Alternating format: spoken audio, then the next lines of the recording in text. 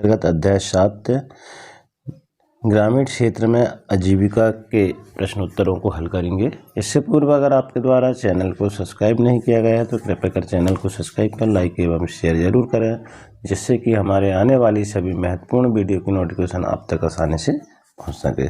बच्चों, हम देखेंगे इसमें ग्रामीण क्षेत्र में आजीविका के प्रश्न उत्तर, तो जिसमें हम देखेंगे रोपाई से संबंधित सही महीनों का समूह, यानी हम जो फसल रोपाई करते हैं उसका कौन से महीने में रोपाई की जा सकती है। रोपाई का मतलब बारिश के समय में रोपने वाली फसल से मतलब है। तो हम देखेंगे यहाँ पर दिया हुआ है ए में नवंबर दिसंबर, जिसमें बारिश चली जाती है तो इस समय रोपाई नहीं हो सकती। नंबर बी जुलाई और अगस्त।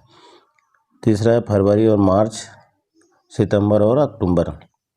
तो रोपाई जो है हमारी जुलाई और अगस्त के माह में होती है, तो बी इसका सही आंसर आ जाएगा। इसके बाद देखेंगे प्रश्न दूसरा, मछुआरों की खास तरह की छोटी नाव को कहा जाता है। मछुआरों की जो छोटी नाव होती है उसको क्या कहा जाता है। या अब यहाँ पर भी 4 ऑप्शन दिए हुए हैं। ए में जहाज, बी में टिफिन, सी में लारी और डी में कैटामरैन। तो यहाँ पर दिया जाएगा कैटामरैन सही आंसर। अगला प्रश्न है तीसरा, मानसून के समय मछली पकड़ने का कार्य नहीं होता क्यों नहीं होता है।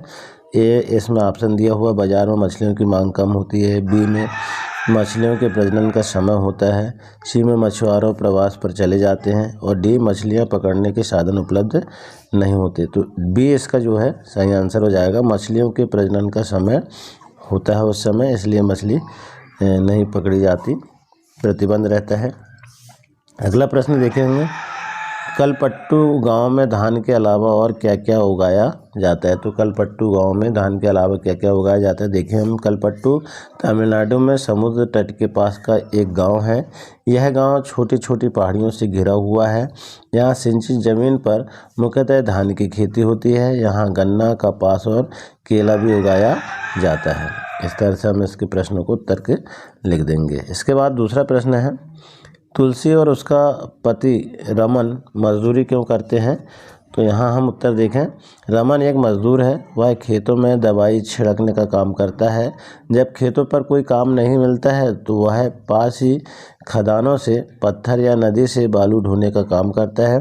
तुलसी के पास पूरे वर्ष काम नहीं होता है और उसे काम की तलाश होती है, इसलिए वह कम मजदूरी पर भी काम करने को तैयार हो जाती है। अब इसके बाद देखेंगे अगला प्रश्न, हम भारत में कितने प्रतिशत किसान बड़े किसान को श्रेणी में आते हैं। तो भारत में 20% किसान जो है बड़े किसानों की श्रेणी में आते हैं। कैटामरैन क्या होता है। तो कैटामरैन मछुआरों की एक विशेष प्रकार की एक छोटी नाव होती है, जिसकी सहायता से मछुआरे लोग मछली पकड़ने का कार्य करते हैं। यानी कि यह मछली पकड़ने की एक छोटी सी नाव होती है। इस तरह से हम इसके विषय में लिख देंगे।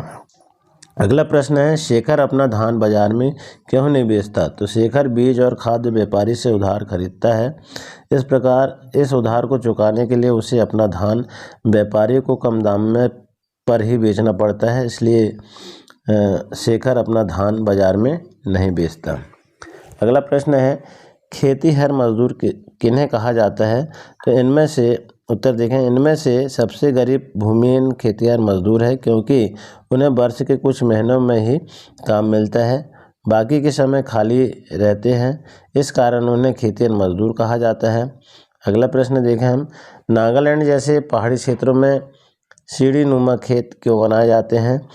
तो सीढ़ीदार खेत पर्वतीय या पहाड़ी प्रदेशों की ढलवा भूमि पर कृषि के उद्देश्य से विकसित क्षेत्रों को कहते हैं। इन प्रदेशों में मैदानी इलाकों के अभाव में पहाड़ों की ढलानों पर सीढ़ियों के आकार के छोटे छोटे खेत विकसित किए जाते हैं, जो मृदा अपरदन और बारिश के पानी को बहने से रोकने में सहायक होते हैं। अगला प्रश्न देखें, तो गांव के छोटे किसानों को किन किन समस्याओं का सामना करना पड़ता है। उत्तर देखें, गांव के छोटे किसानों को निम्नलिखित समस्याओं का सामना करना पड़ता है। गरीबी की समस्या, कर्जदारी की समस्या, पूंजीपतियों के शिकंजे की समस्या, जमींदारों द्वारा उत्पन्न समस्या, महाजनों द्वारा लूटने की समस्या, कड़े लगाने की समस्या, पुलिस अत्याचारों की समस्या, बहुत सारी और भी समस्याएं हैं जो हम इस तरह से इन प्रश्नों के उत्तर में लिख सकते हैं। अगला प्रश्न देखें हम, तो ग्रामीण क्षेत्र के लोगों की आजीविका के साधन क्या क्या हैं। तो ग्रामीण लोग जो है आजीविका अपने जीवन चलाने के लिए क्या क्या करते हैं। तो देखें हम, खेती बड़ी संख्या में ग्रामीण गरीब जनता की आजीविका का मुख्य साधन है, इसलिए आजीविका इन RLM टिकाऊ खेती इससे जुड़ी अन्य गतिविधियां मसलन पशुपालन, लकड़ी के अतिरिक्त अन्य उत्पाद संग्रह और मत्स्य पालन आदि पर विशेष ध्यान देना होता है। अगला प्रश्न देखें हम, तो खेती के लिए कर्ज लेने के क्या क्या जोखिम होते हैं। खेती के लिए जो कर्ज लेते हैं इसके लिए जोखिम क्या क्या है देखिए आप।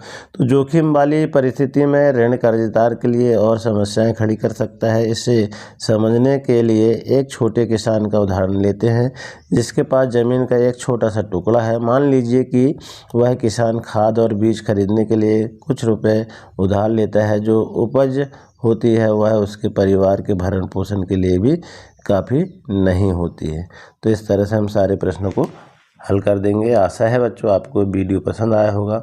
इसी तरह आने वाले अध्याय को हल करने के लिए चैनल में बने रहें। धन्यवाद।